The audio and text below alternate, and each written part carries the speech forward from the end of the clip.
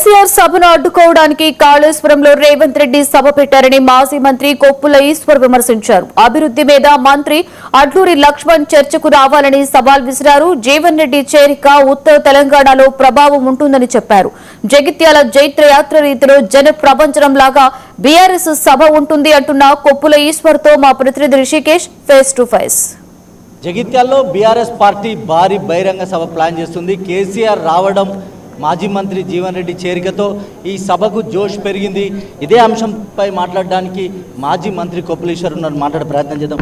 Sir, KCR రాబోతున్నారు, జీవన్ రెడ్డి చేరిక, BRS party భారీ బహిరంగ సభ చాలా కాలం తర్వాత ఉంది. ఎట్లా సభ గురించి ఏం చెప్తారు సార్? సభ నిర్వహణ చాలా బ్రహ్మాండంగా చేయాలనేటువంటి ఉద్దేశంతో అంటే 2.5 సంవత్సరాల తర్వాత కేసీఆర్ గారు గత సంవత్సరంలో మీకు వరంగల్లో ప్లీనరీ తర్వాత మళ్ళీ మొదటిసారి ఉత్తర తెలంగాణలో జరిగేటువంటి మొదటి సభ, అందులో జగిత్యాలకు ఒక చరిత్ర ఉంది. ఇక్కడి నుంచి ఏ ఉద్యమం ప్రారంభమైనా అది ఉధృతమై మరి ఎవరైతే ప్రజల వ్యతిరేకులు, ప్రజల కంటకులు ఉన్నారో వాళ్ళని దహిస్తుంది అనేటువంటిది గత చరిత్ర చెప్తున్నా. అందుకే జగిత్యాల జైత్రయాత్ర పేరిట ఇలా జగిత్యాలలో మనం బ్రహ్మాండమైన సభ నిర్వహించాం. మీరు జగిత్యాలకు కావచ్చు, పెద్దపల్లి జిల్లాకు మంత్రిగా ఉన్నప్పుడు కావచ్చు, ఇప్పటికి కూడా పెద్ద దిక్కుగా ఉన్నారు. నిజంగా జీవన్ రెడ్డి చేరిక అనేది ఆయన యొక్క వ్యక్తిగత రాజకీయ ప్రయోజనాల కోసమైన ఒక విమర్శ కాంగ్రెస్ పార్టీ చేస్తుంది. జీవన్ రెడ్డి చేరికను బీఆర్ఎస్ పార్టీ నాయకునిగా మీరేం చెప్తారు? నిజంగా జీవన్ రెడ్డి గారి వ్యక్తిగత ప్రయోజనమే అయితే ఆయన కొంచెం స్లో అయి ముఖ్యమంత్రి గారి దగ్గరికి వెళ్ళి ఏదో ఒక పొజిషన్ తీసుకోవచ్చు.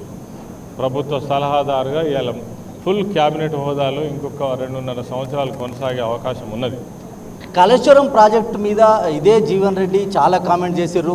తాజాగా ఆయన కాళేశ్వరం ప్రాజెక్టు కావచ్చు, అంటే తెలంగాణ ప్రజలకు కావచ్చు సాగునీటికి సంబంధించిన ప్రాజెక్టుగా అభివర్ణిస్తూ ఉన్నారు. ఎన్డీఎస్ఏ రిపోర్ట్ ప్రకారంగా దాన్ని రిపేర్ చేయాలనేటువంటి ఒక సూచన కాంగ్రెస్ ప్రభుత్వానికి చేస్తూ ఉన్నారు. ఎట్లా చూస్తారు ఈ రెండు వ్యత్యాసాలు? అంటే ప్రభుత్వంలో ఉన్నప్పుడు ఆయన గమనించినటువంటి విషయాల ప్రకారం ఆయన మాట్లాడాడు.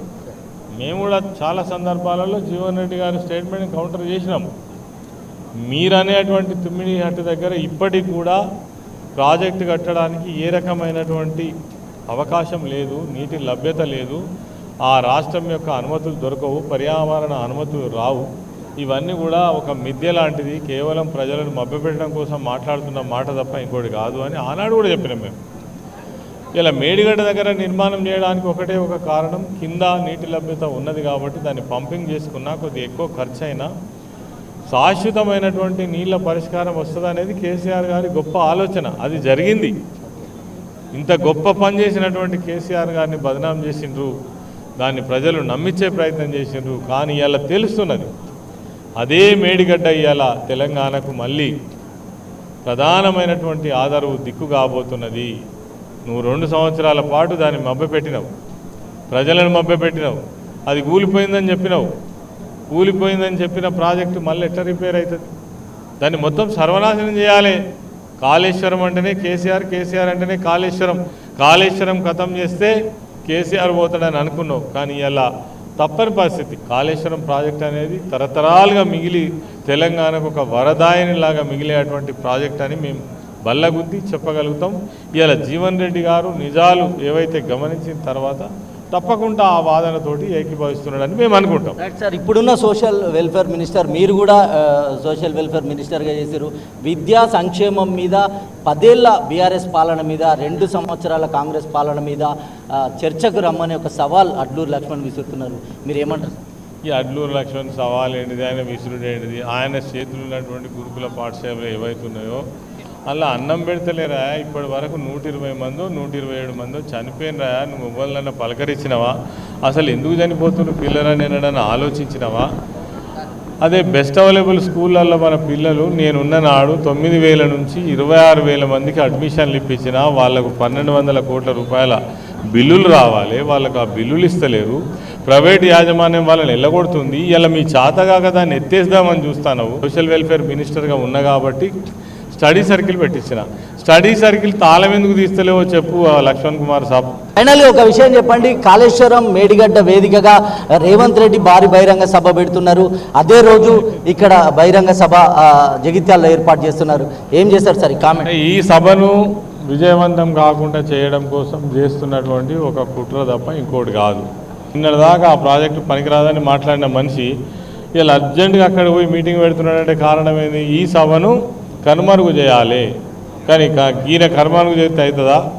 ఆనాడు తెలంగాణ ఉద్యమ కాలం నాడే లక్షలాది మందితో మీటింగులు నిర్వహించినటువంటి చరిత్ర ఆ రోజు టీఆర్ఎస్కి బీఆర్ఎస్ పార్టీకి ఉన్నది.